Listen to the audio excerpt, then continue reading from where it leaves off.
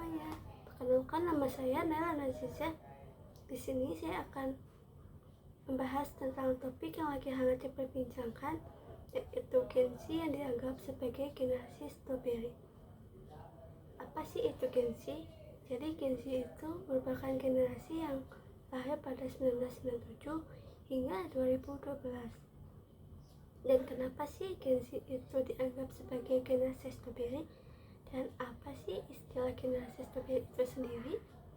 Nah, jadi Gen strawberry itu merupakan generasi muda yang dianggap sensitif, rapuh, dan kurang tangguh dalam menghadapi masalah. Istilah itu pertama kali digunakan di Taiwan. Tapi apakah istilah itu benar dan valid? Jadi hari ini saya akan menanyakan ke narasumber saya dari Universitas Muhammadiyah Profesor Dr. Hamka, yang dia sendiri merupakan generasi Z.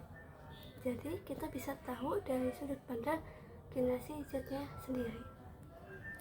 Perkenalkan, nama aku Ama. Boleh aku minta waktunya sebentar? Boleh. Aku mau nanya-nanya nih sama kamu tentang menurut kamu apa sih faktor yang menyebabkan Gen Z itu disebut generasi strawberry? Sebenarnya tuh banyak ya faktornya, karena Gen Z ini terbilang dia lahir ketika sosmed pun juga udah hadir.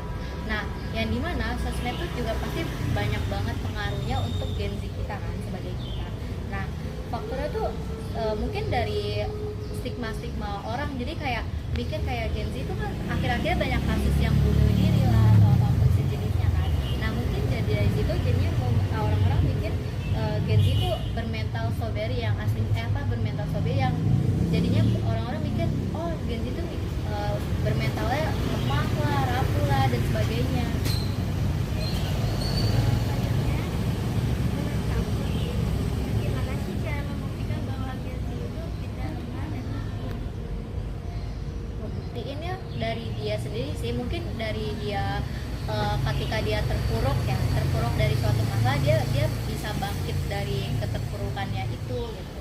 Jadi biar orang-orang tuh nggak nyebutnya Gen Z itu sebenarnya kalau sekalinya jatuh selalu jatuh gitu, padahal nggak kan, sekalinya jatuh pasti akan bangkit. Oke, selanjutnya itu menurut kamu itu membuat Gen Z generasi rapuh atau justru lebih pada lebih kuat? Ini bisa dari tergantung orangnya sih, bisa menggunakan sosmed tuh dari segi mana dulu. Ada Gen Z yang menggunakan sosmed gunainnya dengan yang buruk, jadinya dia malah bermental strawberry. Malah justru kebalikannya, ada beberapa Gen Z yang gunain sosmed untuk personal branding, untuk sejenisnya lah.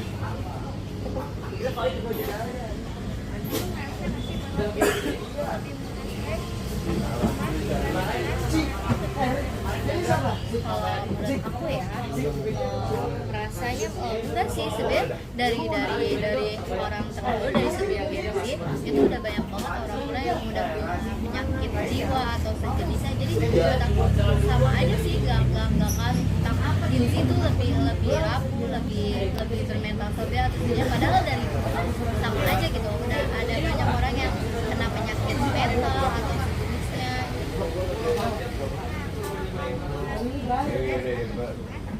Bagaimana sih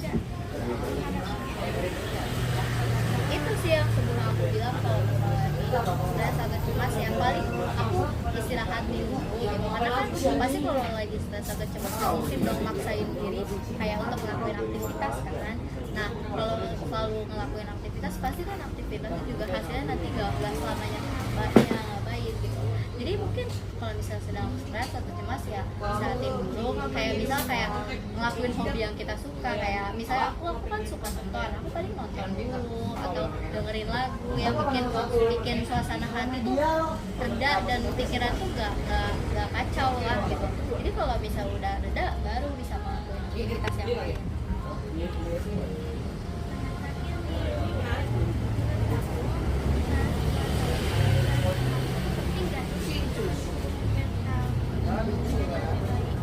Penting banget, karena benar-benar lingkungan tuh mempengaruhi jati diri kita. Kalau lingkungannya buruk, kita juga kena mental buruk juga. Kalau misalnya lingkungan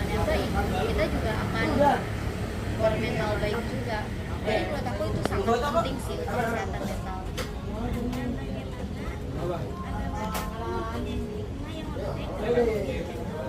Mungkin bisa dikasih pengertian satu-satu atau diberi tahu kayak Gen Z itu nggak selamanya bermental strawberry karena strawberry-nya itu mungkin ada, tapi dia tuh malah strawberry yang berkualitas, yang bukan yang gampang rapuh, yang gampang cengeng atau sejenisnya gitu. Jadi mungkin bisa diberi contoh kayak dari diri kita sendiri kali ya, contoh kayak ini loh sebenarnya aku nggak bermental strawberry, ini loh sebenarnya aku nggak bermental rapuh. Jadi mungkin dari diri sendiri juga gitu. Itu saja sih ya. Makasih udah Jadi kesimpulan yang saya dapat setelah wawancara bersama Alma yaitu ternyata Gen Z tidak semuanya lemah. Gen Z juga bisa bangkit dari kegagalan mereka. Jadi jika mereka itu gagal, mereka akan mencoba hal yang baru, atau mungkin hal yang tadi gagal mereka akan coba lagi dan lagi, enggak berhenti di tengah jalan gitu aja. Dan cara terbaik untuk meredakan stres atau cemas itu bisa dengan kita mengistirahatkan diri kita sejenak, karena jika kita memaksakan diri untuk beraktivitas, aktivitas yang kita kerjakan juga tidak akan maksimal. Mungkin bisa dengan melakukan kegiatan yang kita suka. Serta ternyata peran keluarga serta teman itu memiliki peran penting loh dalam membentuk mental kita lebih baik lagi. Karena jika lingkungan kita baik, itu mempengaruhi mental kita jadi lebih baik. Dan sebaliknya, jika lingkungan kita buruk, itu akan mempengaruhi mental kita menjadi lemah. Mungkin itu saja kesimpulan yang saya beri.